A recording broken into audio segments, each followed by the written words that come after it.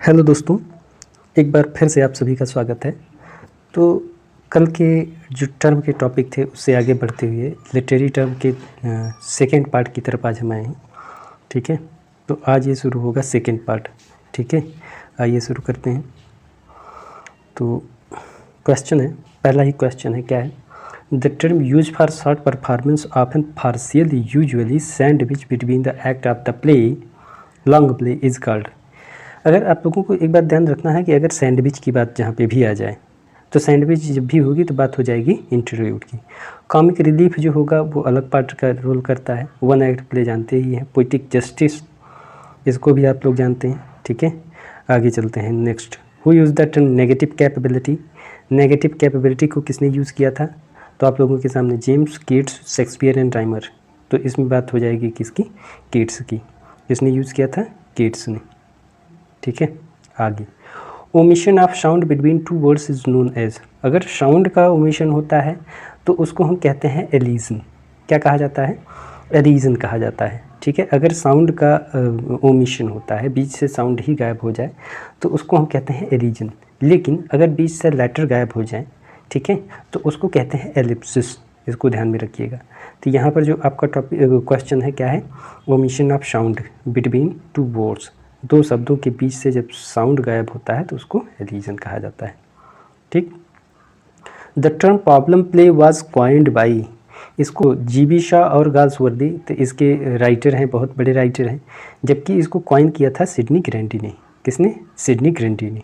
ठीक है, इसको ध्यान में रखिएगा, ये क्वेश्चन इंपॉर्टेंट है और पूछा जाता है। तो problem play was coined by Sydney Grundy. A problem play is the presentation of the conflict between man's will and his environment। ठीक है, ये वर्ड किसने कहा है? शब्द, ये जो सेंटेंस है ये किसके द्वारा कहा गया है? ये पूरा सेंटेंस, ये भी इम्पॉर्टेंट ही है, बहुत ही अक्सर किसी न किसी एग्जाम में आ ही जाता है। ठीक है, तो इसको जिसने कहा था उसका नाम है, जिसको हम जानते हैं जीबी शॉ के नाम से। ठीक है, जीबी शॉ ही कहते हैं। Problem play is the presentation of conflict between man's will and his environment. ठीक है, next question, the word basics. Basics है रीजनलिज्म का एग्जाम्पल है। ठीक है, यूनिवर्सलिज्म तो कोई बात ही नहीं, नेचुरलिज्म की बात होती तो अलग बात थी। ठीक है, तो यहाँ पर कौन सी बात हो रही है? यहाँ पर बेसिक्स की बात टॉमस हार्डी का है। ऐसे ही आप लोगों तो किसकी बात हो जाएगी? रीजनलिज्म की बात हो जाएगी। ठीक है, कौन सा सही हो जाएगा आपका इसमें ऑप्शन? रीजनलिज्म। अगला question, An actor expresses thought to the audience on that theatrical device is called। ठीक है, अगर इसकी बात होती है तो इसको हम कल देख चुके थे, इससे पहले वाले में। इसको कहा जाता है soliloquy। जब express his thought audience to the audience alone, ठीक है, अकेले ही कोई एक्सप्रेस कर रहा है अपनी बातों को, ठीक है, उसके आसपास और कोई कैरेक्टर नहीं है, तो उसको हम soliloquy कहते हैं। शॉर्ट soliloquy जो होती है उसको क्या कहा जाता है? उसको aside कहा जाता है, short soliloquy। The phrase theatre of absurd coined by, इसको किसने क्वाइन किया था? एब्सर्ड थिएटर को क्वाइन किया था। आप लोग अगर डी की तरफ जा रहे हैं तो बहुत सही है। ठीक है, मार्टिन इसलिन ने क्वाइन किया था। पोइट्री इज म्यूजिकल थॉट, ये क्वेश्चन तो अक्सर पूछ लिया जाता है किसी न किसी एग्जाम में। ठीक है, किसने कहा है? आप लोग इसको जानते होंगे विधिवत। अगर डी की तरफ जा रहे हैं तो बहुत सही ऑप्शन है आपका। ठीक है, कौन? Poetry is a musical thought किसने कहा था? Carlyle. Pulitzer prize, the Pulitzer prize is awarded by. Pulitzer prize किसके द्वारा दिया जाता है? ये एग्ज़ाम में पूछा जाता है कि एक कौन सी यूनिवर्सिटी पुलित्जर प्राइज़ अवार्ड देती, पुलित्जर प्राइज़ देती है। ठीक है, तो यह है कोलंबिया यूनिवर्सिटी।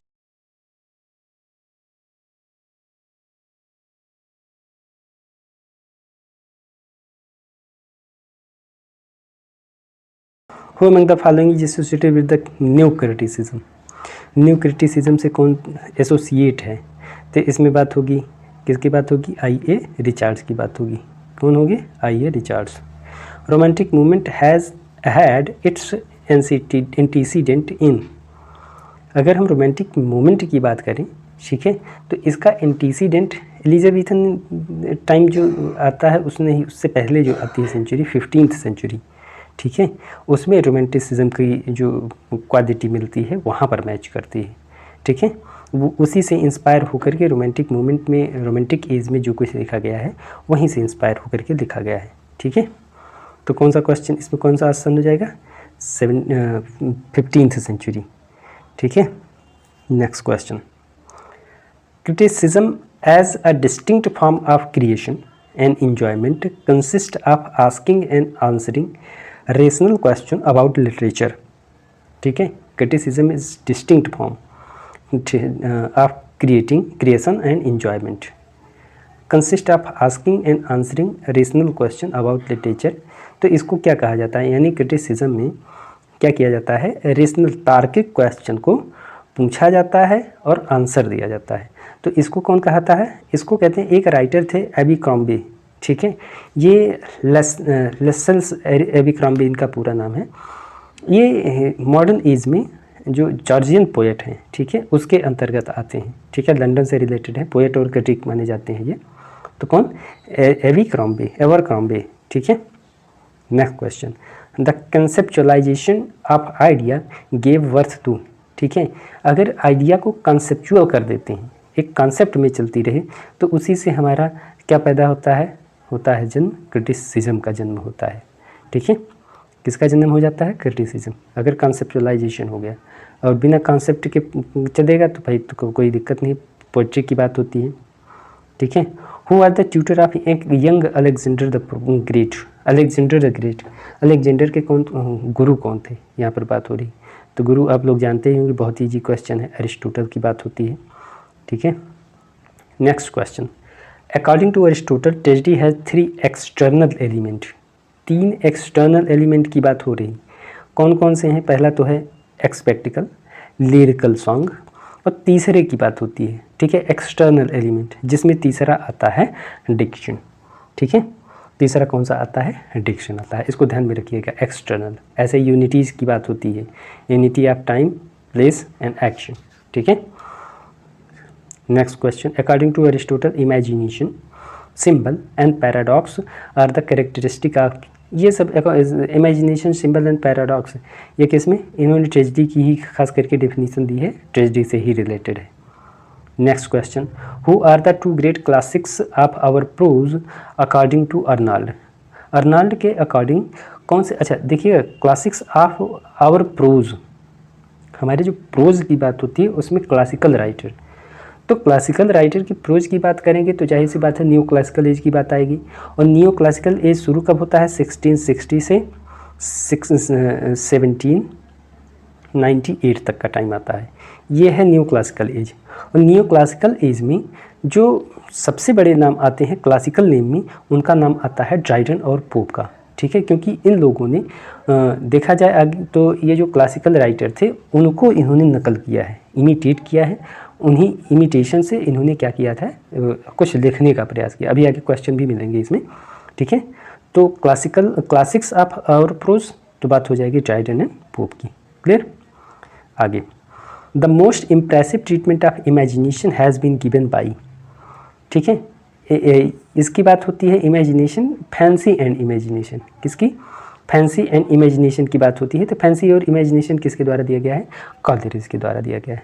ठीक है, ऑडिपस कॉम्प्लेक्स, ठीक है, ऑडिपस और इलेक्ट्रा। ठीक है, ऑडिपस में जो बेटा है वो अपनी माँ की तरफ आकर्षित होता है। ठीक है, तो उसको कहते हैं ऑडिपस कॉम्प्लेक्स। इलेक्ट्रा कॉम्प्लेक्स में जो बेटी है वो फादर के प्रति नेचुरल अट्रैक्शन जो होता है उसको कहा जाता है। तो ये किस में दिखाई देता है, ये सन्स एंड लवर्स में।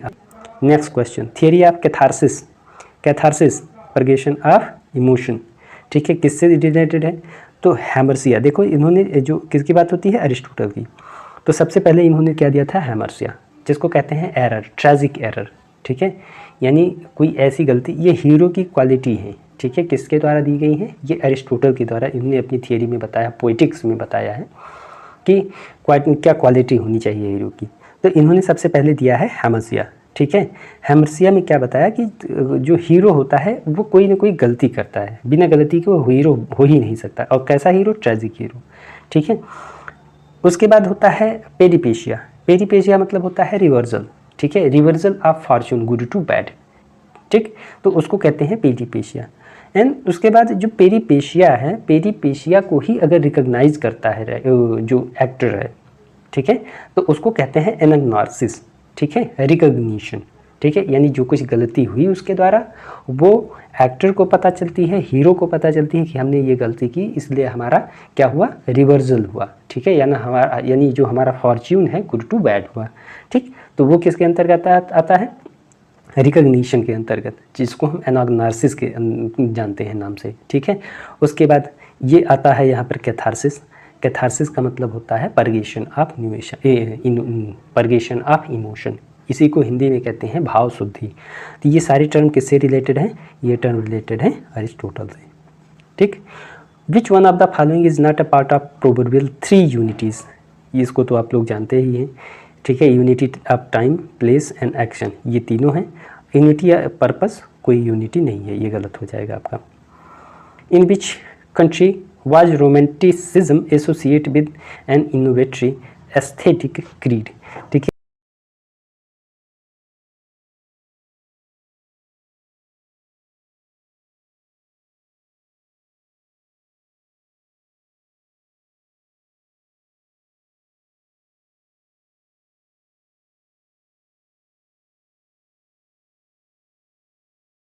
आया है कौन सा, उसको कहते हैं फ्रांस। ठीक है, कौन सा है, फ्रांस है। हाँ, next question, Herald Bloom is leading member of the so called. ठीक है, हेराल्ड ब्लूम की बात आती है तो उनके लिए देखिए एक बात और यहाँ पर आती है, यहाँ पर देखिए दिया गया है येल स्कूल ऑफ क्रिटिसिज्म। ठीक है, हेराल्ड ब्लूम येल स्कूल से, अच्छा येल स्कूल है क्या, इसे एसोसिएटेड है। ठीक है, अब इसी में केवल हेराल्ड ब्लूम ही नहीं आते हैं, और भी राइटर आते हैं, जिसमें जेफरी हार्टमैन भी आते हैं। ठीक है, J.H. मिलर भी आते हैं, पॉल डी मैन आते हैं। ये येल स्कूल था क्या, येल स्कूल ऐसा स्कूल था जो कि जैक्स डेरिडा की जो थियरी थी, ठीक है, जैक्स डेरिडा की थियरी क्या थी, डिकंस्ट्रक्शन की थियरी इन्होंने दिया था। तो Yale school of literary criticism में ये ऐसे क्रिटिक्स थे जो डेरिडा की थियरी से प्रभावित थे, इंस्पायर्ड थे। ठीक है, और उसी के अकॉर्डिंग ये लोग क्या किया करते थे, लिखा करते थे, क्रिटिसाइज भी किया करते थे। तो उसको कहा जाता है येल स्कूल। ठीक है, क्या करते थे, जो जैक्स डेरिडा की थ्योरी से प्रभावित थे, इंस्पायर्ड थे, उनको हम कहते हैं इस येल स्कूल के राइटर। ठीक है, उसमें हेराल्ड ब्लूम का नाम आता है, इसमें हेराल्ड ब्लूम दिया गया है। नेक्स्ट क्वेश्चन समझ में आ गया होगा। In the Freudian context consciousness is associated with, अगर सिगमंड फ्राइड की बात हो रही तो सिगमंड फ्राइड कहते हैं कि जो मतलब कि कॉन्शसनेस है वो इंडिविजुअल परसेप्शन पर बेस्ड है। किस पर, इंडिविजुअल्स परसेप्शन ऑफ रियलिटी। ठीक है, यानी जो कुछ हम देखते हैं रियल में, उससे जो परसेप्ट करते हैं, वो भी व्यक्तिगत जो परसेप्ट करते हैं, उसी को कहते हैं ये कॉन्शसनेस। किसके अकॉर्डिंग, फ्राइड की, सिगमंड फ्राइड की बात होती है। ठीक, next question, what is the sub title of culture and anarchy. Culture and anarchy का जो सब टाइटल है उसको आप लोग जान लीजिए, an essay of political and social criticism नाम है। क्या है, an essay of political and social criticism. Who use the term high disdain, ये क्वेश्चन आया था अभी पीछे एग्जाम में। ठीक है, कौन रिलेटेड है, Milton, high disdain Milton. Next question, who said language may be defined as the expression of thought by means of speech. ठीक है, by means of speech sound, speech sound की जो भी, इसमें एक राइटर हुए थे जिनका नाम है हेनरी स्वीट। कौन, हेनरी स्वीट। लैंग्वेज में भी defined as the expression of thought by mean of speech sound. ठीक है, तो हेनरी स्वीट की बात होती है। Tetrameter comprises a line. ठीक है, एक होता है ट्राईमीटर, ठीक है, और एक होता है टेट्रामीटर। तो ट्राई का मतलब 3 और टेट्रा का मतलब हो जाएगा 4। टेट्रा मतलब यहाँ पर 4 हो जाएगा, कहाँ गया 4, यहाँ पर 4 हो जाएगा। ठीक है, टेट्रा मतलब 4, इसको ध्यान में रखिएगा। ट्राई का मतलब 3, ठीक है, और ये 3 हो जाएगा, ये 2 है ही, ये 5 ही है, और ये 4। Next, in which decade of the 20th century did the group of novelist commonly known as angry young man. Angry young man का जो संबंध है जो 20th सेंचुरी मतलब 1950 के आसपास की बात है। कब की, ये एंग्री यंगमैन जो ग्रुप आया था 1950 में आया था। ठीक है, तो यहाँ पर कौन सा हो जाएगा, 50s की बात हो रही है, अब year 50s, half of decade of the 20th century. Which age is generally called age of prose and reason. Age of prose and reason किसको कहते हैं हम, इसको भी ध्यान रखिएगा, इंपॉर्टेंट क्वेश्चन है और पूछा जाता है। इस 18th सेंचुरी को हम कहते हैं, 18th सेंचुरी को क्या कहते हैं, age of prose and reason. वही 1700 जिसमें 1700 जब पोप और डॉक्टर जॉनसन 1745 में 1700 से 1745 तक का जो टाइम आता है, ठीक है, वो पोप का टाइम होता है।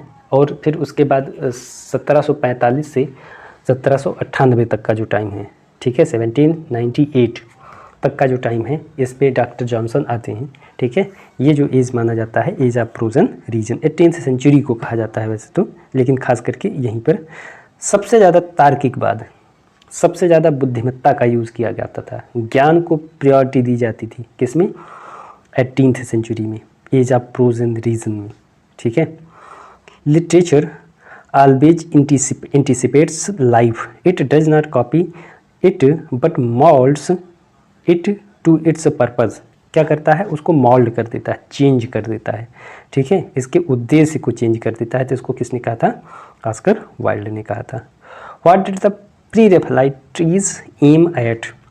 अच्छा, प्री रेफलाइट पोएट का, अच्छा प्री रेफलाइट का टाइम क्या है, 1948 का टाइम है, ठीक है।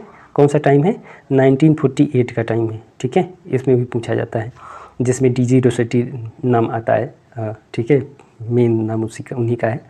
तो इनका क्या उद्देश्य था, शोइंग इंटरेस्ट इन मेडुअलिज्म। जाहिर सी बात है, ये मेडुअल यानी रेनेसा के टाइम पे, उससे पहले जो इटली में राफेल पेंटर थे, उनसे इंस्पायर्ड होकर के लिखा करते थे। पिक्चोरियल रियलिज्म, क्योंकि राफेल पेंटर थे, उनकी पिक्चर से प्रभावित थे, तो ये भी आ जाता है कि पिक्चोरियल रियलिज्म है, ठीक है। एंड सिंबॉलिक ओवरटोन, ठीक है, ओवरटोन्स, तो ये भी सही है।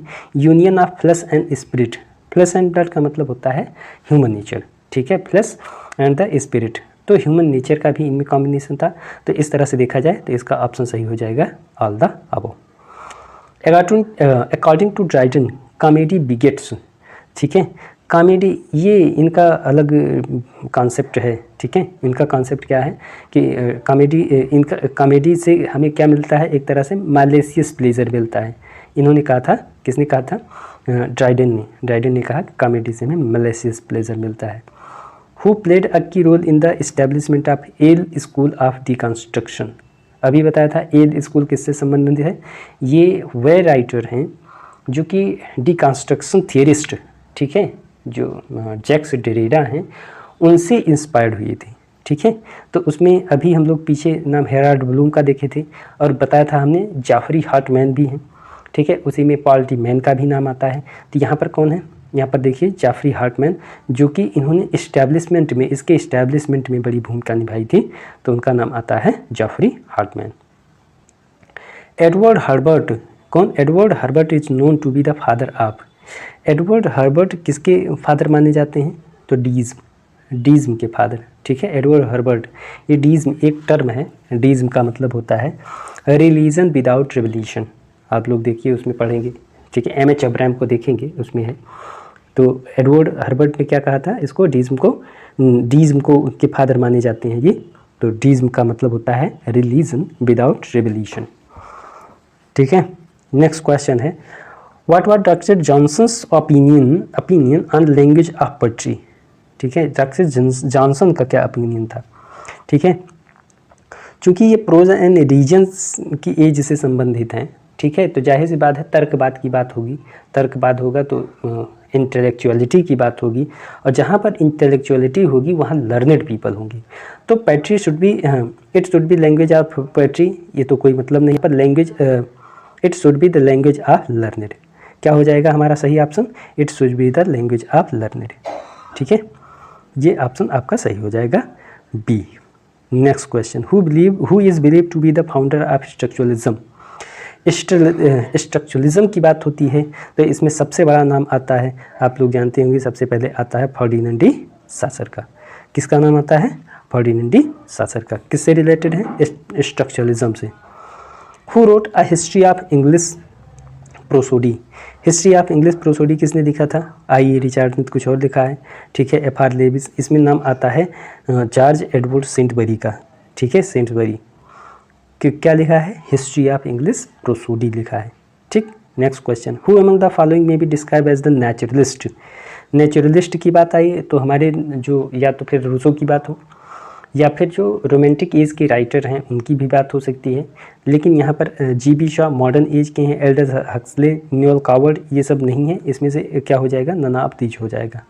ठीक है, pops essay on criticism shows the influenced of. ठीक है, एक बात ध्यान रखिएगा, पोप जो प्रभावित हुए हैं, किससे प्रभावित हुए हैं, होरेस से और बॉल्यू से, अरिस्टोटल से प्रभावित नहीं हुए हैं। ठीक है, पोप अरिस्टोटल से प्रभावित नहीं है, तो यहाँ पर हो जाएगा both A and B, Horace and Boileau से। Clear. Next question, who among the following is the most concerned with the concept of impersonality. देखिए, टी.एस. इलियट ने एक थियरी दी है डी एसोसिएशन ऑफ सेंसिबिलिटी, जिसको डिसोसिएशन ऑफ सेंसिबिलिटी और association of sensibility, उस sensibility, ठीक है, इम्पर्सनल थियरी उसी को कहा जाता है। तो यहाँ पर क्या हो जाए, who among the following is the most concerned with the concept of impersonality, तो टी.एस. इलियट क्लियर हो जाएगा। ठीक, next question, who pleaded for high seriousness in literature. High seriousness की किसने ज़्यादा वैल्यू दिया है। ठीक है, तो इसमें नाम आता है मैथ्यू अर्नाल्ड का। किसका नाम आएगा, मैथ्यू अर्नाल्ड का। ठीक, नेक्स्ट क्वेश्चन का, उसी को हम कहते हैं मैग्ना कार्टा के नाम से जानते हैं। इसको ध्यान रखिएगा, क्वेश्चन कहीं भी आ सकता है। Oscar Wilde is a protagonist of the, किसके प्रोटोगेनिस्ट हैं, ऑस्कर वाइल्ड की अगर बात आती है तो ये किससे रिलेटेड है, रोमांटिक मूवमेंट से बिल्कुल नहीं, क्लासिकल मूवमेंट से भी नहीं है, तो किससे हैं, एस्थेटिक मूवमेंट से हैं। Clear, aesthetic movement. Pinero was a protagonist of. ठीक है, प्रोटोगेनिस्ट किसके हैं, रोमांस के बिल्कुल नहीं, हिस्टोरिकल प्लेस के बिल्कुल नहीं, कॉमेडी ऑफ मैनर के बिल्कुल नहीं। क्यों, क्योंकि देखिए अगर हम इसकी बात करें सोशल ड्रामा की, तो गाल्सवर्दी पर एक क्वेश्चन आता है। ठीक है, कि गाल्सवर्दी किससे प्रभावित थे, तो वो प्रभावित थे उनके जो ड्रामेटिस्ट हैं जोन्स एंड पिनेरो। ठीक है, सोशल ड्रामा ये लोग भी लिखा करते थे, तो गाल्सवर्दी इनसे प्रभावित थे, तो पिनेरो भी सोशल ड्रामा ही लिखा करते थे। ठीक है,